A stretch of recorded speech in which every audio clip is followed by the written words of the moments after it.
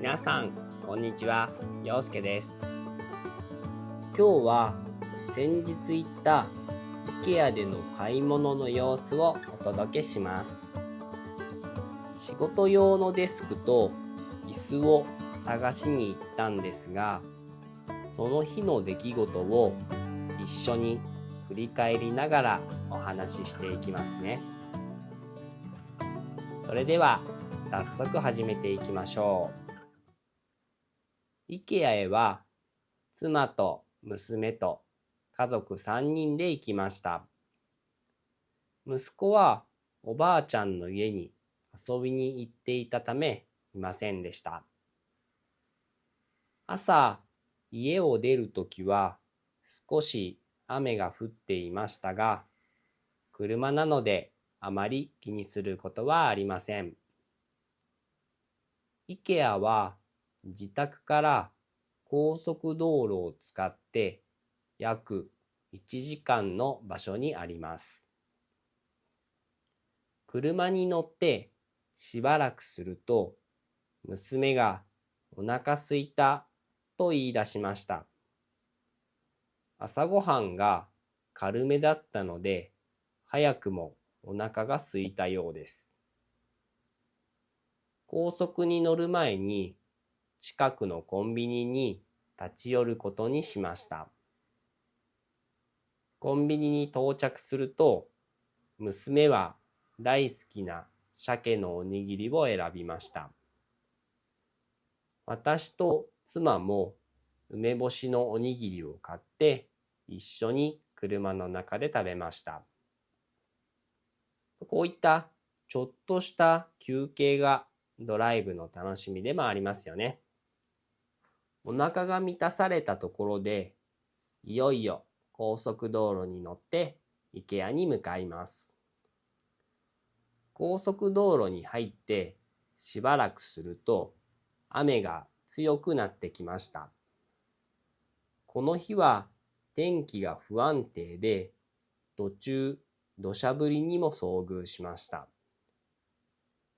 ここで日本の高速道路について少しお話ししましょう。日本の高速道路の法定速度は一般的に時速 100km ですが、場所によっては 80km に制限されていることもあります。日本の一般道では法定速度が時速40から 60km 程度です。とはいえ、日本では多くのドライバーが法定速度よりも少し早めに走ることがよくあります。だいたい10キロから20キロぐらいオーバーして走る人が多いですね。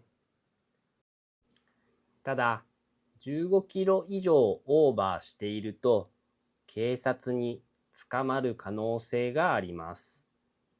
なので気をつけてくださいね。また、50cc 以下の原動機付き自転車、通称原付は法定速度が30キロに制限されています。以前、私が原付に乗って46キロで走っていたら、16キロオーバーで捕まってしまい、罰金を払う羽目になり、とても悲しかったです。罰金は7000円くらいだったかな。それ以来、捕まる速度では走らないように気をつけています。雨の日はスリップしやすくなるので、車間距離をしっかり保ちながら安全運転しないとですね。雨が落ち着いてきて慎重に運転していると、左から車が来て車線変更ができるように道を譲りましたが、なかなか入ってきません。しばらくすると車の上に赤いランプが点灯し始めました。ちょっと映像ではぼやけてしまってわからないですね。それは覆面パトカーだったんです。覆面とは顔や身元を隠すために使うマスクや布のことです。例えば映画やドラマで泥棒が顔を隠すために黒いマスクを使ったり、ヒーローが正体を隠すためにマスクをかぶったりしますよね。それが覆面の役割です。覆うという言葉は何かを隠すや何かの上にかぶせるという意味があり、面は顔を意味します。ですから、覆面という言葉は顔を覆って隠すものを意味しています。パトカーという言葉は警察の車を指しますよね。通常のパトカーは白、黒のはっきりしたデザインで、誰が見てもすぐにこれは警察の車だとわかるようになっています。ですが、覆面パトカーは見た目が普通の車のように見える警察の車です。つまり、外から見ただけでは警察の車だとはわからないようにデザインされているパトカーを覆面パトカーと呼びます。ドキッとしましたが、法定速度を守っていたので問題ありませんでした。覆面パトカーは普通の車と見分けがつかないので気をつけたいですね。高速道路を降りて無事にIKEAに到着しました。この日は日曜日ということもあり、駐車場は結構混んでました。なんとか駐車スペースを見つけて車を止められました。やっぱり週末になるとIKEAは多くの人で賑わいますね。家族連れやカップルをたくさん見かけました。入り口に入るといつものように大きな青と黄色のIKEAの看板が目に飛び込んできます。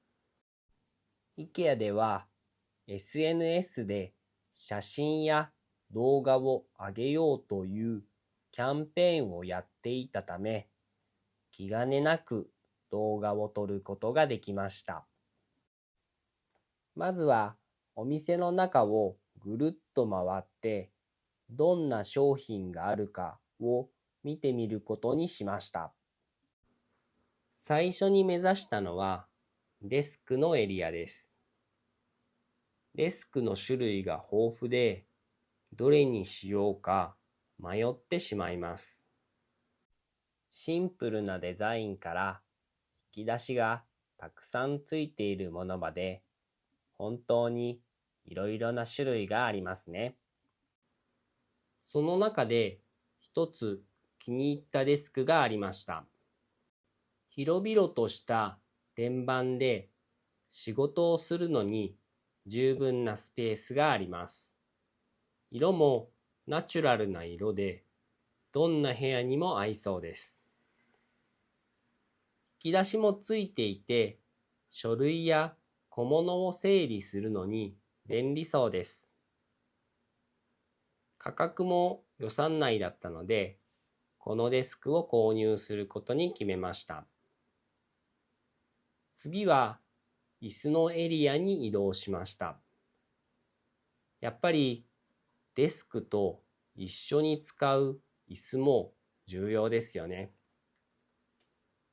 今まで使っていた椅子はギギッと音が鳴ってしまうことが不満でした。